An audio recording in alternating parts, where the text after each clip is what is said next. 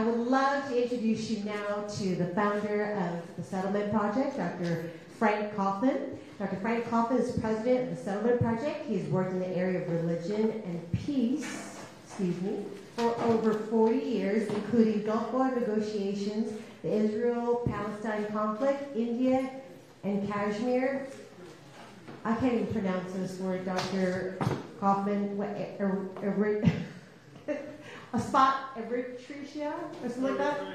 Thank you. Ethiopia, the revolutionary centers of southern Philippines, Sri Lanka, and elsewhere.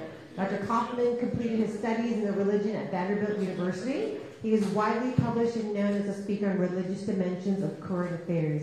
He is the author of The Foundations of Modern Church History, the editor of numerous works on religion and peace, including Christianity in the Americas, Religion and the Future of Southern Africa, and Religion and Peace in the Middle East. Under his editorial leadership, the interfaith journal Dialogue and Alliance was named one of the top 10 religion journals out of 650 by an independent panel commissioned by the American Theological Library Association, called ATLA. He was nominated for the Guru Nanak, did I say that right? Guru Nanak Interfaith Prize, won that year by the Dalai Lama, and was awarded the 2010 Visionary of Peace Award by Interfaith Roundtable of Ireland. So with that said, Dr. Frank Kaufmann.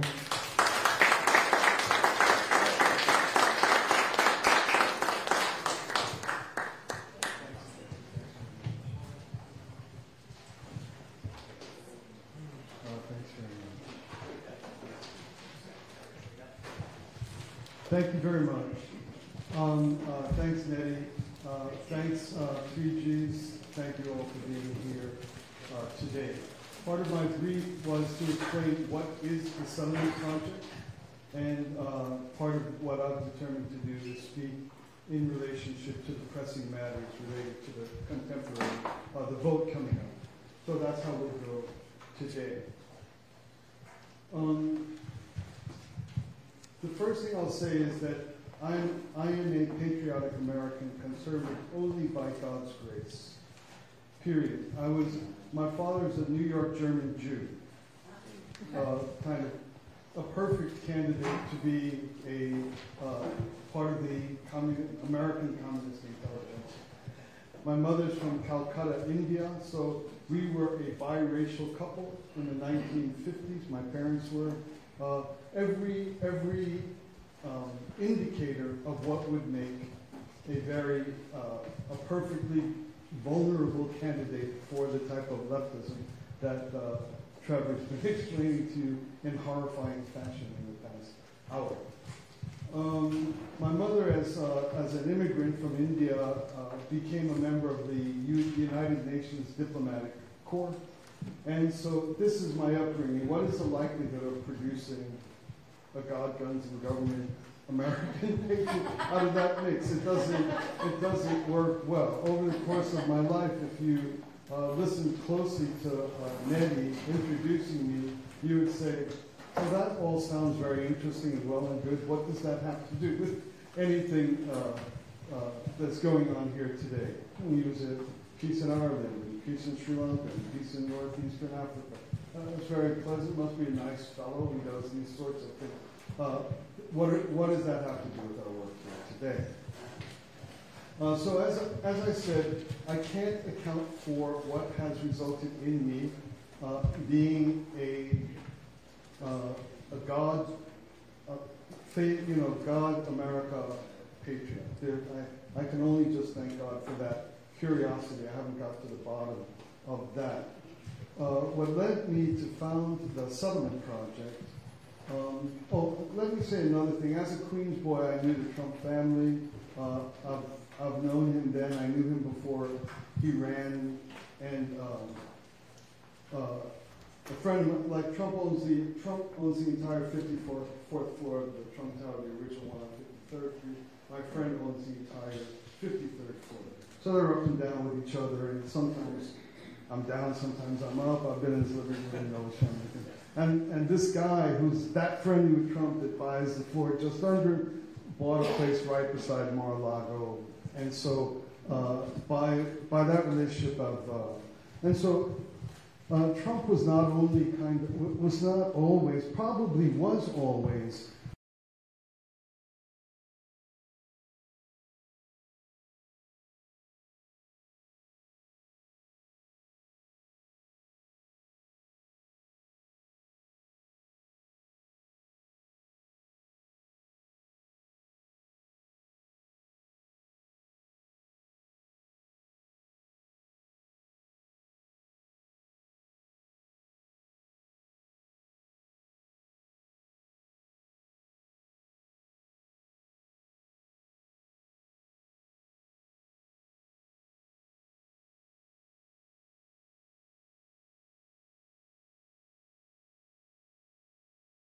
President,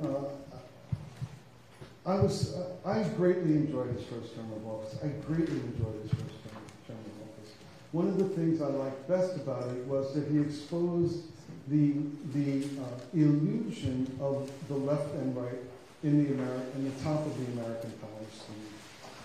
This was a great blessing for all of us. He shifted the truth of the American divide from we the people. It's basically we the people and an elite oligarchy, as John Matthews pointed out. That's where the election lies, and at the second deep level is what Trevor has pointed out to us, where the election lies. Trump, as Trevor said, Trump broke down the classical allegiances which had us contributing to things that are not in our best interest, because I'm a Republican, and so on and so forth. So I thought that this is a chance for America to finally recover itself, finally rebuild itself. The Trump presidency is a time when America can go back to its founding roots, and that American life can return to what it should be. And in 20, I spotted that what's called a pandemic, I spotted that this was essentially a tactic to recover the power for the left in America. Essentially, it was the mass mailing of mail-in ballots. And it looked to me that President Trump was not sufficiently alert to the danger of his imminent being voted out of office. This scared me to death. The idea of him losing the 2020 election, and he didn't seem aware that he was just walking to the slaughter. Day after, I think the kind of flotillas, the boat flotillas, and the 30-mile-long Trump things had him believing that there's such a thing as a fair election in America. He thought he was going to win. He wasted his time showing up during the pandemic, standing there with Mrs. Birx or with Dr. Birx and Fauci, and he didn't seem aware of the imminent destruction of his chances. This worried me so much that I was literally struck down by God, and actually struck blind by God. I spent the day on the floor in darkness, couldn't see, couldn't move, over the idea that he was missing that he was getting destroyed before his very eyes, and what was about to come was horrible. When I came out of that, it took a bit of a structure of the following. America is in its last moments of opportunity, as Mr. Loudon has described perfectly, and it has three places where it's under attack that if we don't wake up, we're in trouble. The first place is what I call the Atlantic flank. That is the post-Marxist transformation of old-fashioned class-based Marxism into what I call wokeism. And it's a new philosophical and ideological force that to my view, no one in America, not no one, but very few in America understand how much more virulent and how much more, what do you have when you have a fatal what's the disease when you can't survive? Terminal. Like, wokeism is a terminal disease of Western civilization. As Mr. Loudon pointed out, Marxism doesn't work in places that are class fluid, like America, the most important last stand in the world. But wokeism does work in America. And so this was a Western civilization perversion that was sufficient to destroy the foundations of faith-based Western civilization, Judeo-Christian civilization. The other thing was, so that's what I call the Atlantic Front. The next one is that all American institutions had already been captured. This was initially the Frankfurt School, which was cultural Marxism, long march through the institutions, and they had succeeded. They had captured all of the American institutions, which carried our Judeo-Christian civilization. Everyone, not only media, not only education, but sports, but science, but medicine.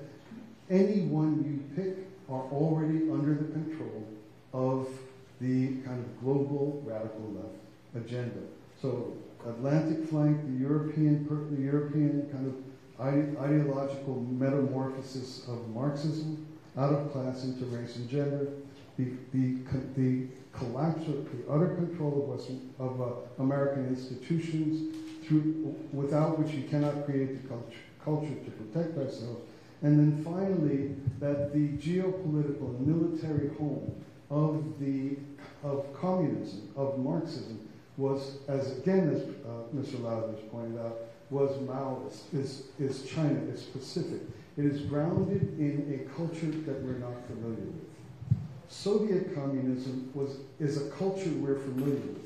It's a Western civilizational culture. It's a Judeo-Christian culture. And so when it became Marxist, we could recognize the errors of its ideological force and stand up against it ideologically. China is a culture not familiar to people in the West, people in America. We don't know how Chinese behave. We don't know how Asian culture behaves. We don't know the signs, the cues, the clues. And so if you have the center of geopolitical and military intention to destroy America located in a new civilizational center, Americans are not in a good place to defend ourselves. So this was when I awoke out of this kind of being struck down in despair. These were the revelation of the three things that Americans had to address. Wokeism, loss of our institutions, loss of the carriers of our culture, and a new geopolitical, military, national level enemy that behaves in ways we do not have the reflexes to spot how they're behaving and how they're destroying us. You understand what I'm saying? Well, someone was bragging to me how well they know the Chinese. I travel with the Chinese, I'm in their planes. And I said, tell me one thing. Tell me one thing if you become such an expert. He said, Chinese never attack you from the front. I'm not talking about Chinese. They never attack you from the front. You die by 1,000 cuts. Do I have that correct? Is that yes. Okay. And so if you're in a fight and you don't know this fact, you're not lining up across from a football field with all your horses and you're jousting. You're in the wrong fight. And so America was vulnerable at deep levels.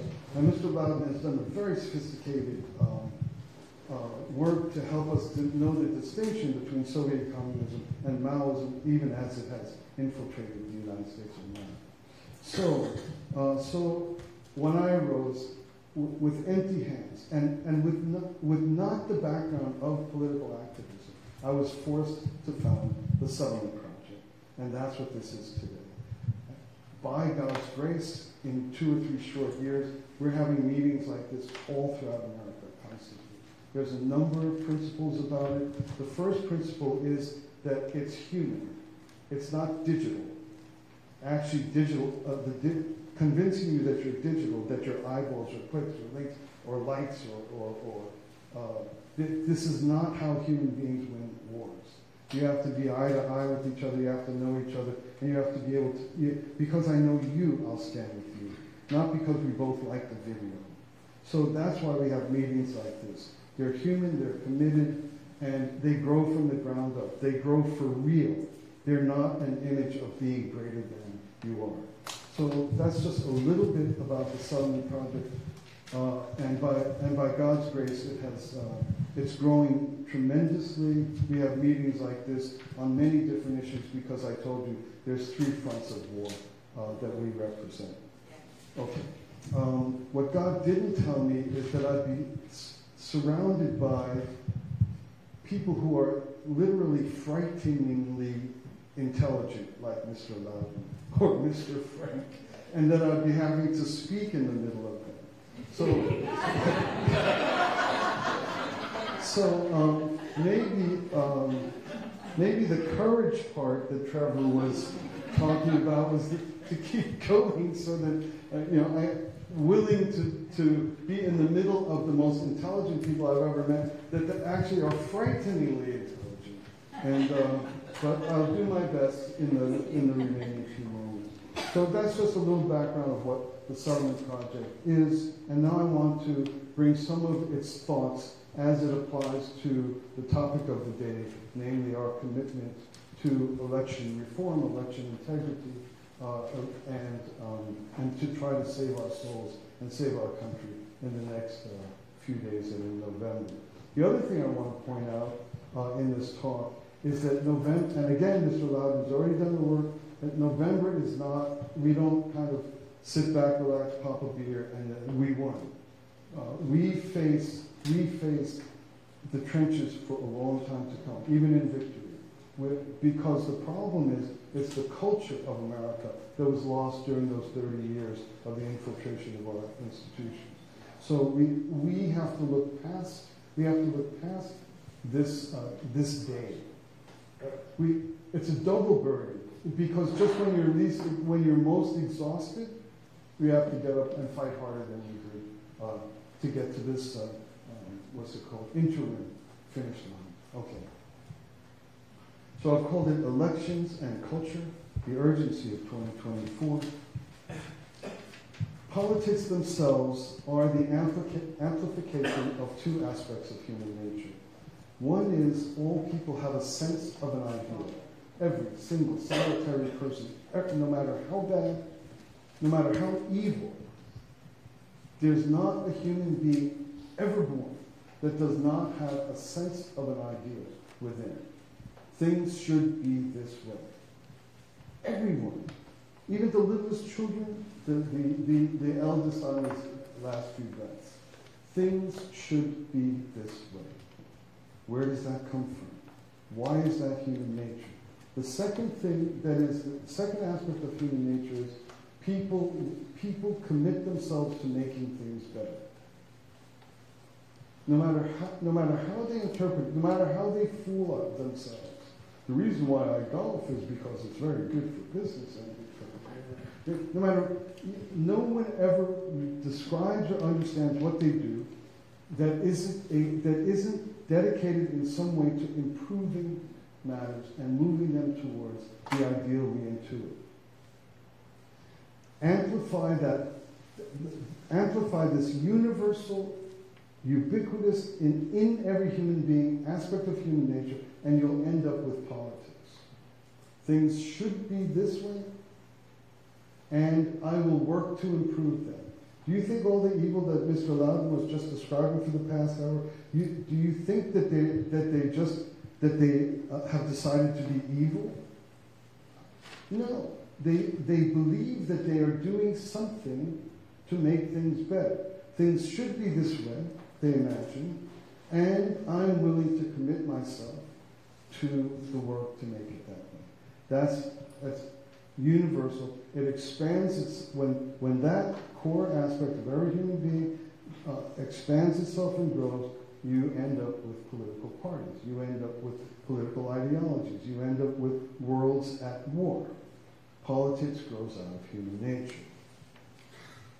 The two things that we need to know when we're trying to understand where we stand in the political process and why we're committed the way we are and why we do what we do is we have ideals and we have social goals.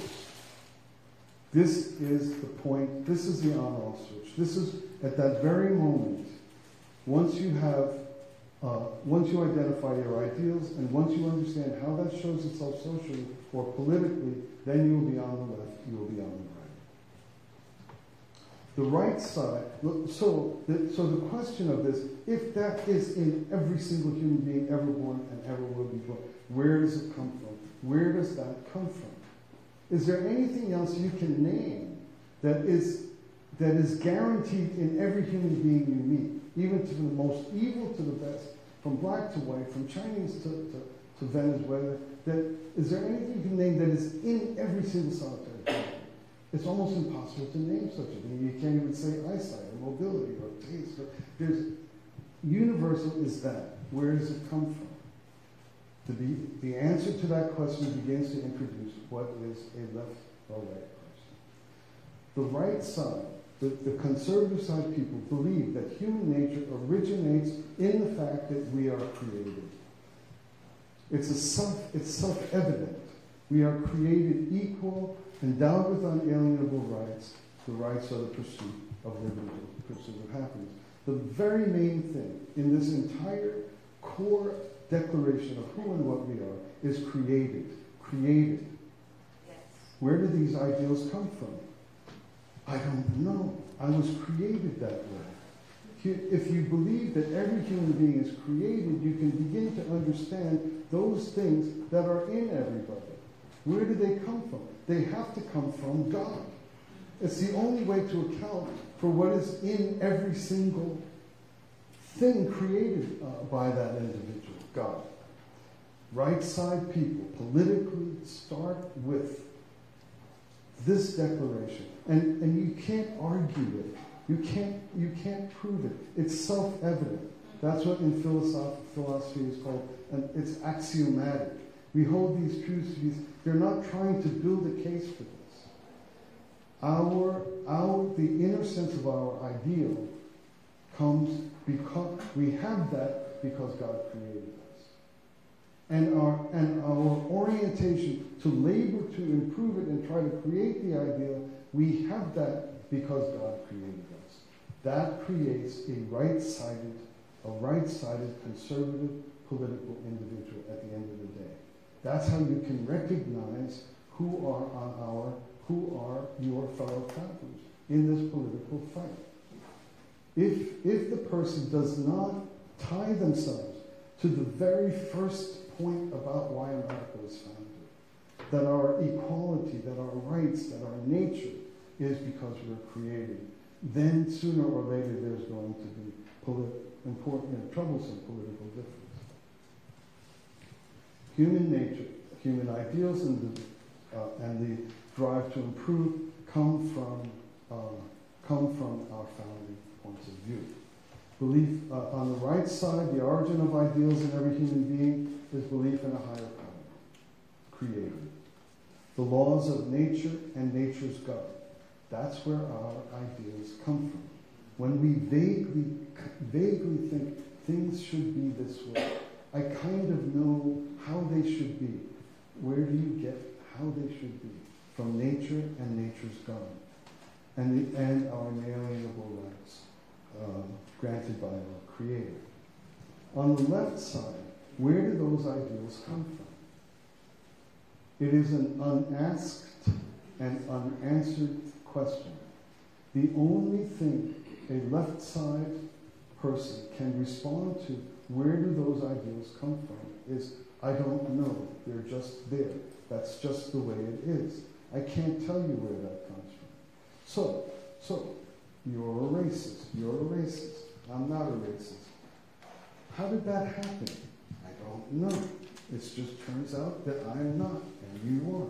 I can't account for, I would say, what did you do to get like that? Oh, I'm just like that. I mean, do you pray? Do you eat a certain kind of food? How do you get like that? I don't know. I'm just not. Do you understand? There's no roots. There's no roots to anyone on the left telling you how things should be. They draw from nothing. And here's the danger of that. It must be myself. It must be myself. It must be something other than God. If you don't affirm that our origins and our nature originate from being creatures or created, then you will replace the authority of God with something else. And that's why the left is so demonic, if I can use the word. I must control you. I can't tell you how I know how things should be. I just know. With a believer, whether they're Hindu, Christian, Jewish, or whatever, you can say, well, what are you saying things should be? We have a reference. We have a book. We can look in the Bible. You're right or you're wrong here. We can discuss this. On the left side, in the utter absence of any origin point, they become the authority. And that's where the nature of the left, to control, they need control to affect the goodness. Does Mr. Loudon need control to effect the goodness that he's just advocated for us? He does not need control over you. It doesn't come from him. It's not that he knows how to do things. He alludes to the Creator. And so this is the on-off switch. This is the binary. This is the flip. This is what the fight is for. Then the origin, and then the second origin of political difference is the main social goals. And on the right, the main social goals are in our documentary foundations. Freedom and equality under the law. Freedom of conscience, First Amendment, Second Amendment rights. Freedom to defend oneself against tyranny. And the reason why I framed the third point is it's not freedom to go hunt quail. It's not free, it is a freedom for a particular thing, to defend oneself against tyranny. So these are the social goals. We don't want anything more. We don't want anything more for our people. We want them free. We want you free, equal, and have God-given inalienable rights. On the left, their social goals are care and consolation, primarily for the disenfranchised. The state is responsible for removing the difficulties of the disenfranchised, silencing and eliminating anything and anyone who causes difficulty for the disenfranchised. It's a different social goal. I just want to guarantee the circumstances in which you are free. Because if you're free, you'll have a good family. If you're free, your mom will tell you to take care of the people with difficulty. If you're free, you'll make a community, usually a church, and your pastor will help you know to take care of people with difficulty. All I want to do, if I'm running for government, is to create the circumstances in which people are free and their God-given rights are guaranteed. Then I'm sure that the concerns and worries of the disenfranchised will be taken care of. You might have someone born in your own family who might be called disenfranchised. They're well taken care of in a loving family. That's the concern of the right. That's the social goals of the right. The social goals of the left, which are not tied to any accessible reference point, any scriptures, to God, to anything. They believe that it's my job to remove anything that causes the disenfranchised to be uncomfortable. And in order to retain control, then they increase the definition of what is uncomfortable. So has anyone heard of speech is violence? Yeah. Okay, now I better control that. Because you're not just saying something mean, you're actually violent I think there's laws against violence. You could go to prison for being violent. And if speech is violence, and you've made some disenfranchised individual, with like that's half metal, half ink, pink and blue hair, demanding that you call them "zer" or "she" through the beard. If you say something like saying "I'm confused," that's violent. You belong in jail. So the mission of the left is to take care of the disenfranchised. And the way we have to have control in order to do that. I can't have you running around saying I'm confused to a person you can't recognize through their beard. We don't need that kind of violence in our society. That's why control is needed. So there's different social goals. Political campaigns. Okay, that's it. Thank you. They're nothing. Political campaigns are nothing other than multi-billion-dollar efforts to convince the voter my way will make life better. Because everybody wants life better. Everybody wants life better. Regardless if you're left or right. Every human being everywhere wants life better. And they're willing to join in. That's our nature. Okay. So people think that they're voting. Dumb people vote for personalities. That's why somebody cares whether Taylor Swift, who she endorses. That's the dumbest thing I ever heard in my life. I never knew who she was until she started dating a tight end who I didn't know who he was either. And then this is going to influence a political opinion. So I don't want to say dumb people, but like you're too distracted by your personality. And I think again, Mr. Loudon pointed out, it's not Trump per se, it's the principles. So it's not just, and then if you're a little bit more smart, you say, no, I'm not really, it's not the candidate. Candidates come and go, they're interchangeable. It's their way, it's how they do things. I'm voting for the one that has to do with the competence issue. But it's even deeper than the competence issue. And it's even deeper than the strategy issue or the effectiveness issue.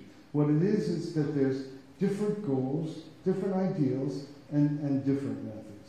So it's the ideals and the fundamental commitments that are the on-off switch, the binary, that lets you know where you stand and what turns us into what we are politically. And that ties also to what Mr. Loudon was pointing out, that he didn't just say that you need courage.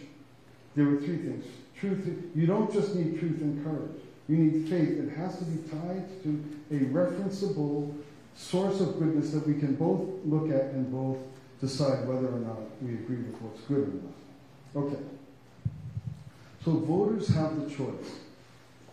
Are they more interested in being free and equal, or are they more interested in being taken care of and protected from mean people? That's a difficult campaign. That's a difficult campaign. You don't know what the orientation of the people is you're talking to. They might be more oriented toward wanting to be taken care of. And then all the meetings in the world like this may not persuade them otherwise, because they're worried about people being taken care of. So in terms of the social purposes, the right side has to do with the protection of inalienable rights, equality under the law, and support and defend the Constitution against all enemies, foreign and domestic. That's the whole platform of any genuinely conservative individual. It's what we want. It's what they want to provide for us.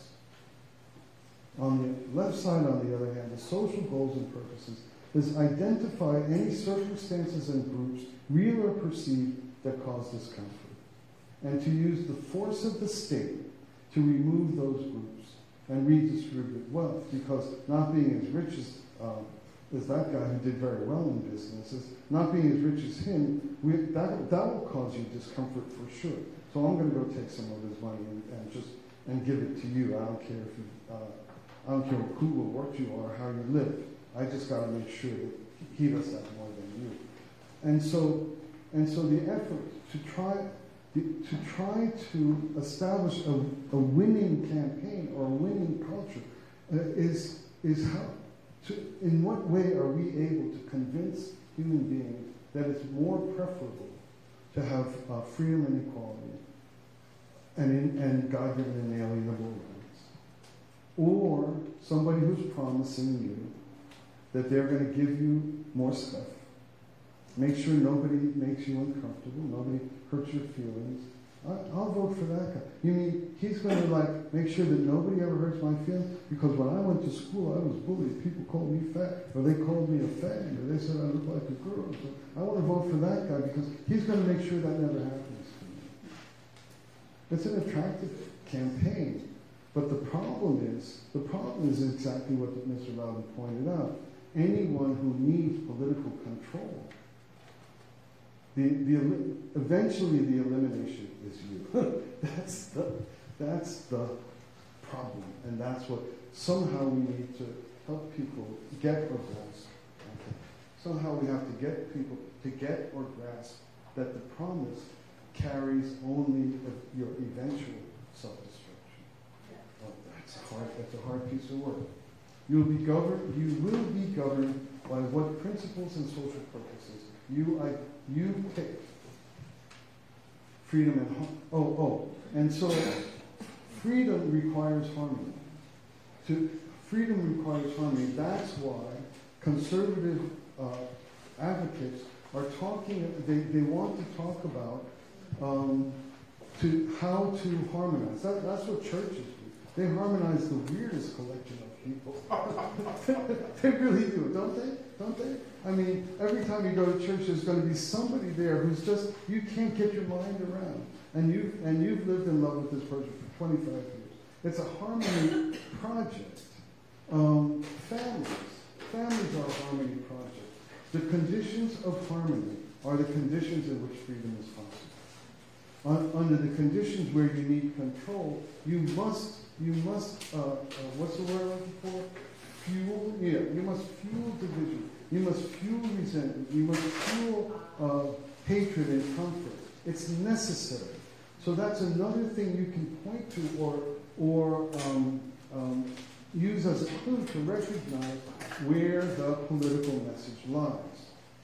If something requires conflict, it means that the person who's promising you something will ultimately seek to control you and ultimately seek to eliminate you. That's why all progressive left movements end up in gulags and censorship campaigns. So the voter's choice, freedom or protection or being taken care of. That's one of the things we have to do when meeting and talking with our friends and colleagues, and be clear enough about what a vote means and where it goes. For politics and culture, this is how the left side behaves. In order to do the good that I alone can do, don't ask me how. I just know it's there.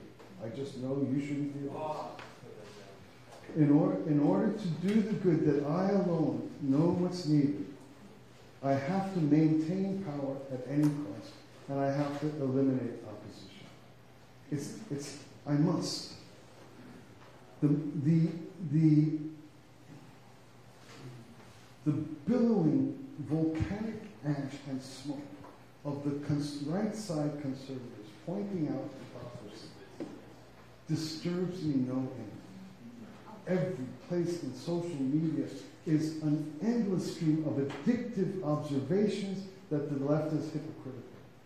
They could not care less. They're accusing us of what they're really doing. They don't. It doesn't disturb them, as we learned earlier, again in the prior hour. They need power. They need power by any means. So pointing out that they're hypocritical is not what is going to help the situation. They must maintain power at any cost, and And they must eliminate opposition. And a huge necessity of that is to remove First Amendment rights. Yeah. And that's why the other speakers are referring to religious freedom, freedom of conscience, freedom of speech. You must remove First Amendment rights. This is you have to remove dissent. And that's what we were learning about what happened during the lockdowns of the planet. When they're out of power, and again we heard this from Mr. Loudon, when they're out of power, they must destroy the system in power by any means. They must regain power. Not because they're bad people, or not because they're communists or Maoists or something like that. It's because they know what's good for you. They know what's good for you. It's how they're motivated. They believe they're doing good. The guy that's like mapping out every last house that's hard work. Try to find one of us I say, hey Keith, can you map out all the houses in your neighborhood? Well, Frank, we still have to make a living, but they're working hard as hell. They have to believe they're doing good. Then the good that they believe, that they have to believe they're doing, is that they need power. They need power. They need the ability to remove people like you and stop you from speaking, and stop you from posting, and stop you from preaching, and remove any circumstance in which they don't have eyes in the room to hear what's being said and to know who has to be removed. This is the origin and energy of the left. On the right, the origin and energy is this point of view. I want to get out of the way. I want you to be free. If you're free, your energy will make a better world. That's right. Amen. Those who govern best govern least. So while in power, I'm not trying to do anything to control you. I'm just trying to make sure your God-given rights are guaranteed. If it takes building a strong army, I'll build that. If it takes building good roads, I'll build that. Whatever I need to do to make you free, that's what I'm going to use my governing to do. The rest I trust because it's rooted in God, the Creator. Out of power, the right side, they don't like power. They don't need power. They're against power. It's a government. What is it? They govern by our consent. That is our principle. And so, I'm not going to use like if I was a teenage kid, they suck at, they suck at gaining power. Because it's not something we believe we want or anybody should have. We're against it. It's the free individual citizen. And so it's meetings like this, and it's individuals like Dr. Loudon and Professor Loudon and Dr. Frank, etc. I've never heard Urson, but anyway, this is our Achilles heel, because it's in our own principles that we don't need power. We just need to protect the country, just protect the land, God-given rights. We have to protect the citizens, God-given rights. So it's an unequal battle. It's one guy with a machine gun. It's like that scene in the original Indiana Jones movie where the guy has all those machetes and then he takes that, shoots. Remember that? One of the great scenes. We're like that. We're like that. We're like waving all these. Oh, and she said, and he said, and they were. That's hypocritical. And what they're doing, and it's like power. And so but the burden is that we have to find a way to make the dangers of the left clear and the promises of the right attractive. That's the mission we face. To make the dangers of the left clear. They're not just going to give you stuff, and they're not just going to make sure nobody makes you feel bad, and they're not just going to make sure that nobody gets a little richer than you. They may say that, but what they're really going to do is eventually kill you or have you waste away in a gulag somewhere. Right. That is what they definitely plan to do. Please do not be persuaded by that they're going to give you more stuff, and they're going to make sure people like Keith never say, I'm confused, why are you asking me to talk through your beard and call you C or sir? Because language is violence. So that's the mission, that's the difficulty, that's the hard work. We're not allowed to play at that game. We don't even want to play at that game. We don't want power. We just want to govern in such a way that each individual's God-given rights are protected and guaranteed. We hold these truths to be self-evident. This is the attractiveness of freedom. The work of the right is to build a culture, and that's our work beyond the election. Build a culture. The work of the left is secure power. It is an uneven fight. It is a difficult fight. It's a difficult fight. Because it's clear, right? Building a culture is hard work. It's person by person. It's the investment, the kind of which is being asked for by our speakers today. This is why the right is so flat-footed at politics, and this is why we need meetings like this. If we are the government, we need this kind of education and this kind of inspiration, and that's why we hold these meetings. Making freedom more attractive than protection and balancing security with a just society. Just society. We have to convince people that if the last thing to understand about people on the right is that they don't care. That's obvious.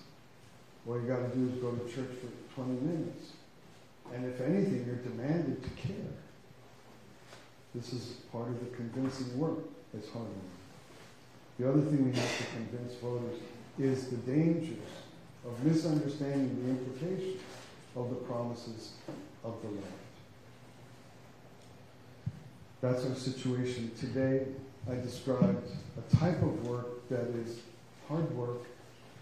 These gentlemen who we're hearing from today can help us become different in our understanding of our political obligations, become more powerful, more impactful, better armed.